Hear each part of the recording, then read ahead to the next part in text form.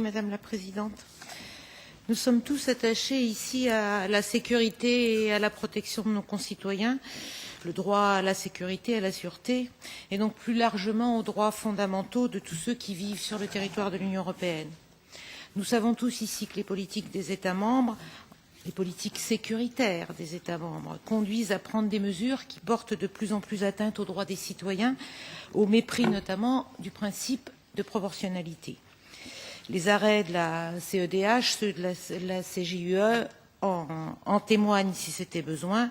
Je ne donnerai que deux tristes exemples, ce qui s'est passé en matière de traitement des données et ce qui se passe en matière de politique migratoire.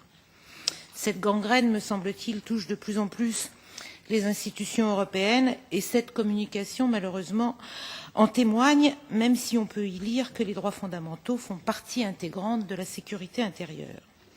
Je rejoindrai ceux qui se sont déjà exprimés en la matière et je dirais, excusez-moi de la dureté de mes propos, je dirais peut-être, plutôt que des baratins et des jolis mots, il serait temps de tirer un bilan de l'ensemble des alertes dont nous disposons en son domaine, qu'il s'agisse de ceux des organismes internationaux, y compris de l'ONU, des juridictions, j'en ai déjà parlé, des ONG, des chercheurs, nous en avons déjà entendu sous la précédente mandature, ou de l'Agence des droits fondamentaux.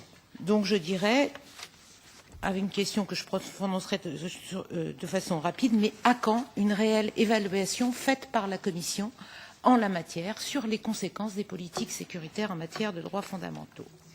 Par ailleurs, vous avez parlé de la mise en place d'un forum consultatif. Pouvez-vous nous en dire plus?